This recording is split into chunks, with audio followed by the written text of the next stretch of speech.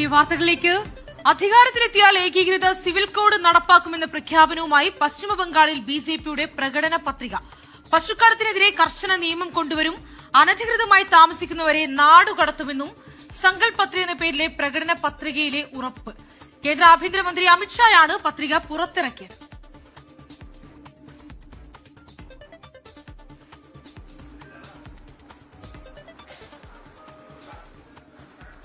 Bharatiya Janata party शासित कई राज्यों ने common civil code, uniform civil code लागू किया है. हम 6 माह के अंदर ही बंगाल के अंदर यूसीसी को लागू कर सभी नागरिकों के लिए एक ही कानून बंगाल में हो, वो सुनिश्चित करें. വിവരങ്ങൾ പങ്കുവയ്ക്കാൻ അർജുൻ പീതാംബരൻ കൂടി ചേരുന്നുണ്ട്. അർജുൻ, ഇതാ പശ്ചിമബംഗാളിൽ ബിജെപിയുടെ പ്രകടന പത്രിക പുറത്തിറക്കുന്നു. അതിൽ പ്രധാനപ്പെട്ട കാര്യങ്ങൾ എന്ന് പറയുന്നത് ഇത്തരത്തിൽ ഏകീകൃത സിവിൽ കോഡ് നടപ്പിലാക്കുക, മാത്രമല്ല പശുക്കടത്തിനെതിരെ കർശന നിയമം കൊണ്ടുവരും. അങ്ങനെ നിരവധി കാര്യങ്ങളാണ് ഉൾപ്പെടുത്തിയിരിക്കുന്നത്. എന്തൊക്കെയാണ് മറ്റു കാര്യങ്ങൾ? വിവരങ്ങൾ എങ്ങനെയാണ്?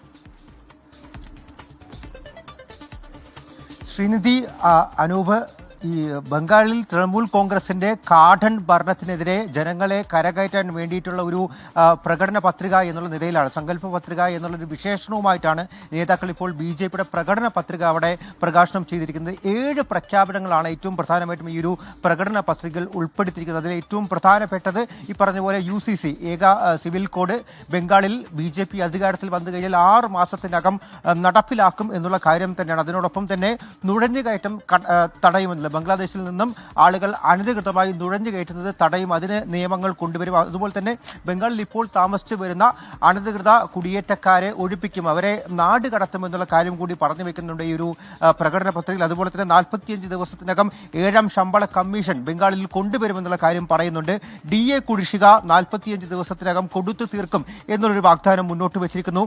ദരിദ്രർക്ക് ആയുഷ്മാൻ ഭാരത് പദ്ധതി, അതുപോലെ തന്നെ ഗൃഹനാഥമാർക്ക് പ്രതിമാസം 3000 രൂപ നൽകും, ഒരു ധനസഹായം നൽകുമെന്നുള്ള കാര്യം പറഞ്ഞിട്ടുണ്ട്. അതുപോലെ തന്നെയാണ് ഇപ്പോൾ ഈ പശുക്കടത്തിനെതിരെ കർശനമായിട്ടുള്ള നിയമങ്ങൾ കൊണ്ടുവരുമെന്നുള്ള കാര്യം കൂടി അമിത്ഷാ വ്യക്തമാക്കിയിരിക്കുന്നത്. തൃണമൂൽ കോൺഗ്രസിന്റെ വാഗ്ദാനങ്ങളെ ചെറുത്തു നിൽക്കാൻ, അതിനപ്പുറത്തേക്ക് വോട്ടുകൾ മറിഞ്ഞു വിടുന്നു. അതുപോലെ തന്നെ യുവത്വം, സ്ത്രീകൾ, കർഷകർ, ഈ പറയുന്ന ബിജെപിയുടെ വോട്ട് ബാങ്കിനെ കൃത്യമായി ലക്ഷ്യമിട്ടുകൊണ്ടുള്ള പ്രകടന പത്രിക തന്നെയാണ് അമിത്ഷായുടെ നേതൃത്വത്തിൽ ഇപ്പോൾ ബിജെപി പുറത്തിറക്കിയിരിക്കുന്നത്. ഇന്ന് ഉച്ചയ്ക്ക് ശേഷം വലിയ തോതിൽ കാടിളക്കിയുള്ള പ്രചാരണം രണ്ടിടത്ത്, കൊൽക്കത്തയിൽ തന്നെ രണ്ടിടത്ത് അമിത്ഷാ നേതൃത്വം നൽകുന്നുണ്ട്. ഒന്ന് റോഡ് ഷോ ആണ്, മറ്റൊന്ന് പൊതുസമ്മേളനമാണ്. അത്തരത്തിൽ 23-ാം തീയതി ആദ്യഘട്ട തെരഞ്ഞെടുപ്പും 29-ാം തീയതി 2ാം ഘട്ട തെരഞ്ഞെടുപ്പും നടക്കുന്ന പശ്ചിമ ബംഗാളിൽ വലിയ തോതിലുള്ള പ്രചാരണം തന്നെയാണ് ബിജെപി കാഴ്ചവെക്കുന്നതും മുന്നോട്ട് പോയിക്കൊണ്ടിരിക്കുന്നതും. അനൂപ്, ശ്രീനിധി. എന്തായാലും കളമറിഞ്ഞ് കാര്യങ്ങൾ പറയുക എന്നതുപോലെ കൃത്യമായിട്ട് തൃണമൂൽ കോൺഗ്രസിനെതിരെ അവിടെ കൃത്യമായി ബിജെപിയുടെ രാഷ്ട്രീയം പറഞ്ഞുകൊണ്ട്, പശുക്കടത്ത് അടക്കം ഏകീകൃത സിവിൽ കോഡ് അടക്കം പറഞ്ഞുകൊണ്ടാണ് അമിത്ഷാ ഇപ്പോൾ പ്രചരണം നടത്തിയിരിക്കുന്നത്. ആ വിവരങ്ങളാണ് നിങ്ങൾ പ്രേക്ഷകർ കണ്ടത്. അർജുൻ പീതാംബരനാണ് വിവരങ്ങൾ നൽകിയത്.